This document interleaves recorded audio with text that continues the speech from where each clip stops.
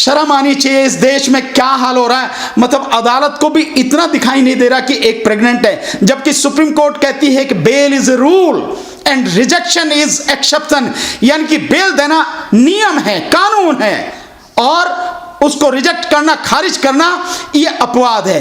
850 से ज्यादा लोगों को गिरफ्तार करके उसमें ठूंसा गया है, लेकिन चिंता करने की बात नहीं, और 1000 लोगों को भी ठूंस दोगे तब भी यह आंदोलन रुकने वाला नहीं है, मरने वाला नहीं है, और सरकार की ईंट से ईंट बजा के रहेगा। चिंता नहीं, कोरोना तो आज है, कल चला जाएगा। तो क्या किसानों की पीठ में छुरा नहीं भोंका? यही वो सरकार है ना। मोदी ने बार बार यह कहा, प्रधानमंत्री ने बार बार यह कहा कि हम 2022 तक किसान की आय दुगनी करेंगे। अरे तुम अपनी जिम्मेदारी से भाग गए, तुम एमएसपी उसको ही तुमने छोड़ दिया, एमएसपी ही तुमने खत्म कर दी, तो कहां से दुगनी करोगे? तो क्या किसानों की पीठ में छुरा नहीं भोंका कि अब सरकार एमएसपी तय नहीं करेगी? किसान जितना चाहे, जिस रेट पे बेचना चाहे बेचे। कहां से बेचेगा वो? कैसे बेचेगा वो? जो बिजनेसमैन है, जो व्यापारी हैं, उनके हाथ में पूरी तरह से सरकार ने किसान को मरने के लिए, लूटने के लिए छोड़ दिया है। तो क्या किसानों की पीठ में छुरा नहीं भोंका?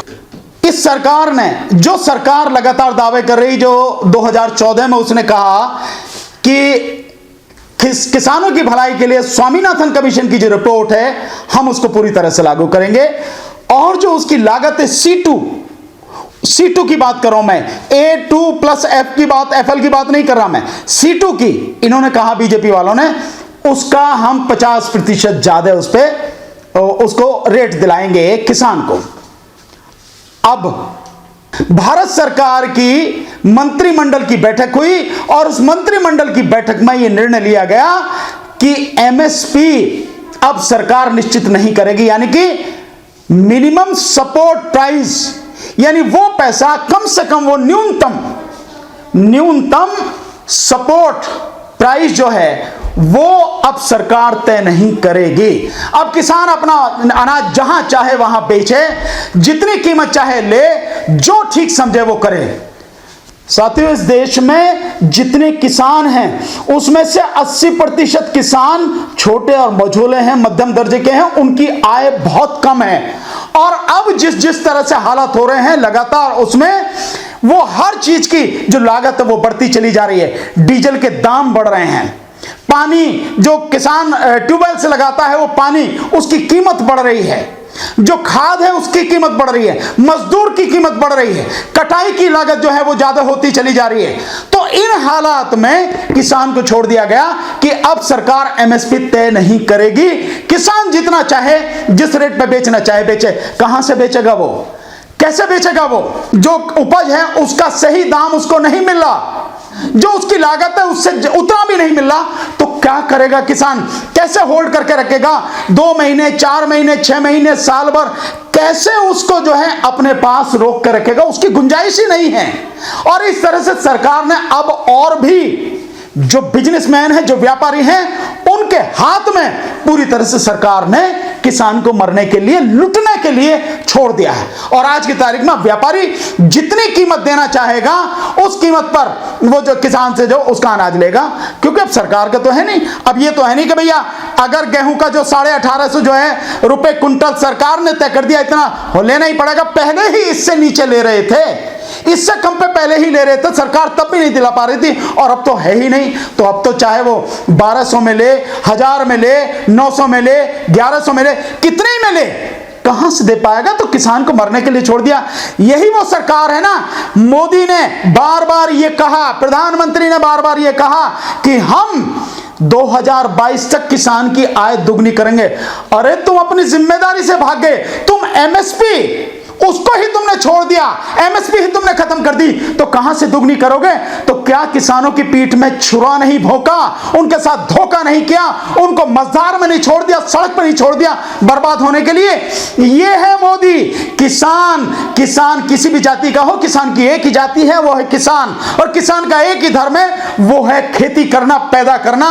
और उनको इस सरकार ने मरने के लिए छोड़ दिया, व्यापारियों के हाथों लूटने के लिए छोड़ दिया, और इतना बड़ा धोखा दिया है। कहां गया, कैसे किसानों की आय दुगनी आप करोगे। इसलिए मेरा कहना यह है मेरे किसान भाइयों, सोचो समझो जागो और इस किसान विरोधी मजदूर विरोधी सरकार को सबक सिखाने के लिए इस बार निर्णय कर लो कि जो ईमानदारी से तुम्हारी बात करेगा उसका साथ दोगे और कम से कम इस बीजेपी को तो जड़ से उखाड़ के फेंक दोगे साथियों, नहीं तो जो आपको बर्बाद किया है पूरी तरह से बर्बाद कर देगी। ये है भाजपा की सरकार, इसलिए इसके धोखे में नहीं आना। तो क्या किसानों की पीठ में छुरा नहीं भोंका? ये तो अपने चुनाव प्रचार में लगे हुए हैं, सरकार बनाने की जो है तरफ अग्रसर हैं। ये सत्ता के इतने भूखे हैं, इतनी हवस सत्ता की है कि उसके लिए बाकी सारी चीजें जैसे जमातियों को बदनाम किया गया ना। नहीं, जमातियों को बदनाम करना, केवल जमाती नहीं, जमातियों के नाम पर पूरे मुस्लिम समाज को बदनाम करना, ये तो इनकी एक रणनीति, हिंदू मुस्लिम रणनीति के अलावा, राजनीति के अलावा बीजेपी की कोई राजनीति ही नहीं है। जमाती, जिन जमातियों की बात करें उन्हीं 300 जमातियों ने जो है अपना ब्लड दिया उसके लिए ताकि जो प्लाज्मा निकाल के लोगों का, कोरोना वालों का इलाज किया जा सके। यही जमाती लोग हैं जो लोगों की मदद कर रहे हैं। यही लोग हैं, मुस्लिम समाज के लोग हैं जितने बहुत बड़ी संख्या में इस देश को दान दिया है, जिसमें अजीम प्रेम जी ने 1100 करोड़ रुपए दान दिए हैं। इसके अलावा बहुत लोग हैं, एक नहीं। और यही नहीं, जो लोग मजदूर जा रहे थे उनको रास्ते पर खड़े होकर उन्होंने खाना खिलाया, उनको जो पानी दिया, तो कितने लोग मदद करने वाले हैं। ये जो सारी की सारी चीजें हैं, क्योंकि इनकी राजनीति इस पर चलती है और गोदी मीडिया इनकी पूरी इसमें सपोर्ट करता है, इसलिए ये सारी की सारी चीज केवल बदनाम करने की मुस्लिम को। मुस्लिम समाज ने बहुत बढ़िया काम, बहुत ही सराहनीय प्रशंसनीय काम इस पूरे दौरान में किया है और अभी भी लगातार कर रहे हैं। तो इनकी जो नीति है, इनको शर्म आनी चाहिए कि उन लोगों को बदनाम कर रहे हैं जो देश के लिए हमेशा आगे बढ़ के, जिन्होंने बलिदान दिया है, योगदान दिया है।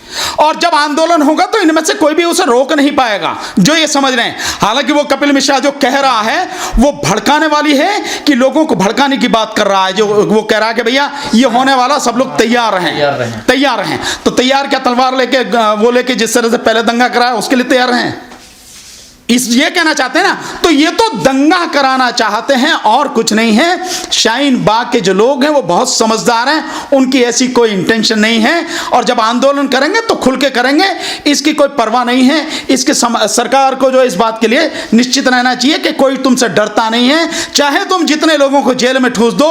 हालांकि सीए, एनआरसी और एनपीआर के जो आंदोलन में लोग शामिल थे, 850 से ज्यादा लोगों को गिरफ्तार करके उसमें ठूसा गया है, लेकिन चिंता करने की बात नहीं। और 1000 लोगों को भी ठूस दोगे तब भी ये आंदोलन रुकने वाला नहीं है, मरने वाला नहीं है और सरकार की ईंट से ईंट बजा करेगा। चिंता नहीं, कोरोना तो आज है, कल चला जाएगा, 1 महीने में, 2 महीने में, 4 महीने में, 6 महीने में, लेकिन तुम्हें भी यही रहना, हमें भी यही रहना है।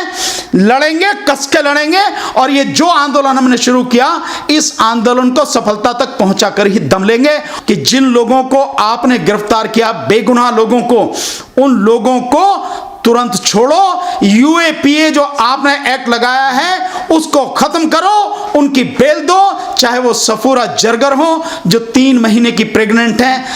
शर्म आनी चाहिए, इस देश में क्या हाल हो रहा है।